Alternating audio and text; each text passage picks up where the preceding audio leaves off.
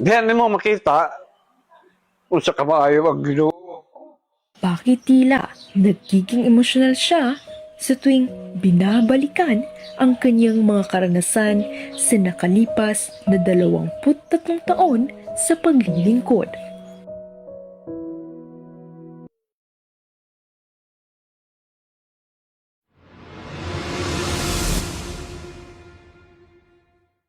Siya si former Barangay Captain Arthur B. Luntok Jr., isang leader na naglaan ng mahigit 2 dekada at 3 taon na serbisyo sa paglilingkod. Ayong hapon, Kap. Ngayong hapon. Kami di ay kay mga first year student gikan sa KCAST or Kapalong College of Agriculture, Sciences and Technology. Kami naakaron kay para interviewon ka, isit isa ka former government official sa imong mga nabuhat aning komunidad. Mga progreso nga imong nabuhat, legasiya, o ang mga natabang nimo sa aning katawhan diri sa komunidad. Ako di ay si Karen May A. Tuting. Una nga pangutana, Kap. Sige, naa diri unsa ang pangalan nimo o pila nakakatuig nagserbisyo alang usa ka former barangay captain dinhi sa Pag-asa. Ako si Arthur Lonchok Jr. na nagaserbisyo din sa Barangay Pag-asa sulod sa 23 katuig. Sukad sa akong pagsugod paglingkod, doon ako'y klaro nga programa o plano para nining Barangay Pag-asa. Kaya nagpuyo ko diri uban sa akong pamilya nga nagpuyo mi sa Barangay Pag-asa nga walay paglaom.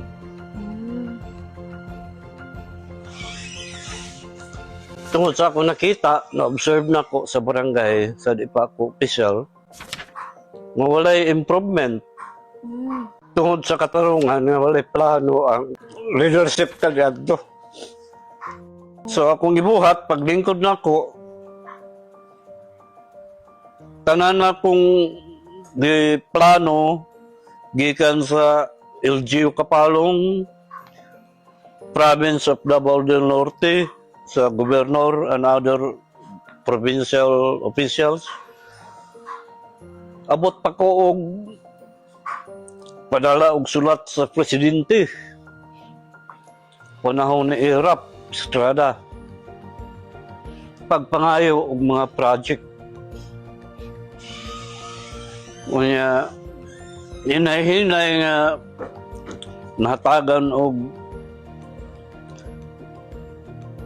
budget ang akong ginapangayo, yearly doon na yung budget mo abot. So hinay-hinay na improve na ko ang Barangay Pag-asa. Noong 1997, nang simulang pasukin ng kapitan ang pagiging isang leader. Dahil sa mga nasaksihan niya sa kanyang barangay tulad ng hindi pag-usbong at kakulangan sa infrastruktura. Ito ang nagtulak sa kanya upang maglingkod at manindigan sa serbisyo. Dahil sa kanyang paglilingkod, marami sa kanyang proyekto ang naisakatuparan. Number 1 is peace and order. Na-observe na ko kanyanto nga mga purok building, especially along the highway. Ang mga maldito panahon nga mga hubog na, dayungan ang purok ibutang sa tunga sa kalsada. Ingana dali ka badlungon ang mga tao kanyanto. Motong nga paglingkod nako, isa sa akong gitagaag priority is to make or build a purok building na concrete para di na maalsa sa mga maldito. So na-accomplish na ako na 16 purok sa barangay, fulos na concrete building. Budgeted gikan sa kwarta sa barangay. Matag tuig, dunay priority nga purok nga budget, butangan og budget, hantod na human na siya. Dahil sa kanyang paglilingkod, marami sa kanyang proyekto ang naisakatuparan. Kabilang na dito ang pagbibigay niya ng peace and order, street lights, concrete barangay roads, school buildings, school fence concrete, barangay hall building, water system, basketball court, gymnasium, simbahan at iba pang pasilidad. Naging posible ang lahat ng ito dahil sa mabuti niyang relasyon at maayos na ugnayan sa mga barangay officials, Municipality of Kapalong, provincial at congressional offices. Isa sa mga naging saksi at kabahagi ng pamumuno ni Kapitan Luntok sa Barangay Pag-asa ay si Nora Ganal. 10 years ko secretary, then 13 years ko as treasurer. Sa barangay Oh, mo? sa barangay. Oh, pero kay Kapitan gihapon nga termino, kay Kapitan Luntok. Ibinahagi niya na bago pa man maging kapitan si Luntok, hindi pa gaanong maunlad ang lugar. Ngunit nang ito ay maupo sa pwesto, unti-unting nakita ang pagbabago sa komunidad. Sulod yun ako as secretary, dili pa siya nga naka-improve. Improvement ang barangay Pag-asa. So, sa siya na ang kuan, siya na ang kapitan, daghanag nga dugang like mga buildings, ana kay wala gito building, walay barangay hall pag kuan niya, pag kapitan niya. Mao to nga kubihan man siya mangayog mga assistance, financial source, ana mga resolutions, submit sa miski asa nga agency, province, mga LGU. So, gitubag pod. So, mao to nga daghan na himo nga mga buildings, nadungagan ang barangay hall, na health center, nga building po sa eskwelahan, ana, mga covered court, mga ingana, nga mga mapuslan po sa mga tao nga mga building, mga multi-purpose building, ana po. Pinuntahan namin ang isa sa nabigyang proyekto ni Kap, ang Pag-asa Elementary School. Pagpasok pa lang namin ay binugad na agad kami ng mga kabataan sa kanilang masasayang ngiti at sigla. Nagbahagi rin ng kanyang testimonya si Ma'am Susan Rasukay, residente ng Barangay Pag-asa at isa sa mga guro ng Pag-asa Elementary School. Ako si Ma'am Susan Rasukay, residing gyud dinhi sa Pag-asa sa Purok 4. Dugay-dugay na pud ko diri na eskwelahan. Ang nga teacher din sa eskwelahan. Ang ako ang naabtan diri is si Kapitan Luntok. No? Ang iya daghan siya mga programs. Isa ni ana is ang kanang beautification, not only sa kuan sa dinhi sa eskwelahan but sa tibuok community.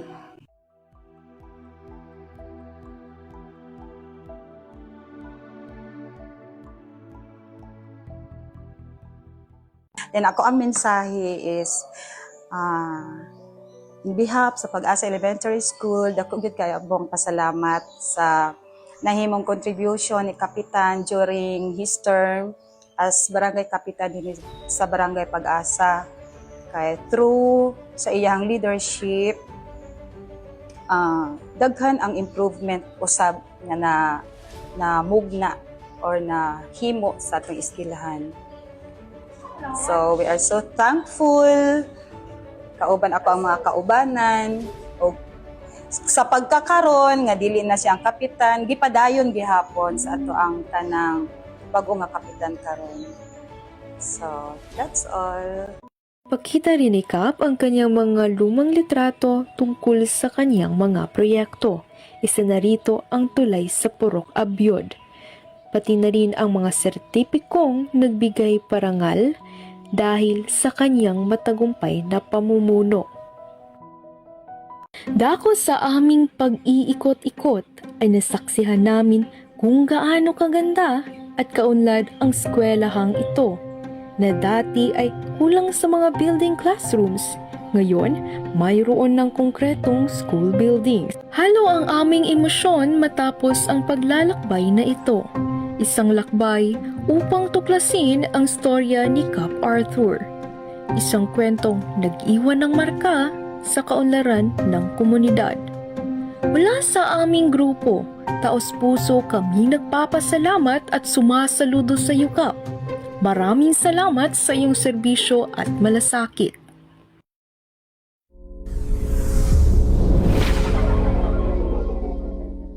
Iilan sa atin ang tingin sa politika ay marumi, maraming pandaraya, puro kasakiman na para bang walang katapusan na paghihirap. Ngunit sa likod ng lahat ng mga ito, meron pa palang mga taong tapat sa kanilang tungkulin. Mga taong ginagawa ang lahat para lamang makatulong sa ibang tao at sa lahat ng mga nangangailangan. Mga taong binibigyang halaga kung bakit sila ang pinili ng taong bayan. Katulad na lamang ng taong nasa interview namin, at dito namin nakilala si Kap at kung ano ang kanyang pinagdaanan upang maibalik ang kulay at pag-asa ng kanilang barangay na dati tila puno ng hirap. Akala ko basta-basta lang ang pagtatrabaho ng kapitan, pumipirma lang ng papeles at nakaupo lang sa opisina. Pero nang makausap namin siya at makita sa kanyang mga mata na puno ng luha habang kinukwenta niya ang pinagdadaanan niya, simula sa umpisa hanggang natapos ang kanyang termino bilang isang kapitan sa kanilang barangay. Doon namin naintindihan kung gaano kahirap ang kaniyang ginagawa. Lahat ng paghihirap, pagsusumikap na makamtan ang inaasam na pagbabago sa bayan ay nasuklian ng luhang kasiyahan ang pinanggagalingan. Umabot pa raw sa punto na nagpadala siya ng mensahe kay Pangulo sa panahon ni Joseph Ejercito Estrada, hindi para sa kanyang sarili, kundi para sa mga tao at sa kaniyang barangay. Napagtanto namin na mali kami sa kung ano ang iniisip namin patungkol sa politika. Hindi lahat ng politiko ay para sa pera o kapangyarihan lang. May mga tulad ni Kap na tunay na nag-aalala at nagtatrabaho para sa ikabubuti ng mga tao. Hindi ang titulo ang bumubuo sa isang pinuno, kundi ang dugo, luha at sakripisyong inaalay niya para sa kanyang nasasakupan. Kapag ikaw ay nasa tuktok, huwag mong kalimutan ang mga paa mong nakatapak sa lupa, sapagkat doon mo makikita ang tunay na halaga ng iyong pamumuno.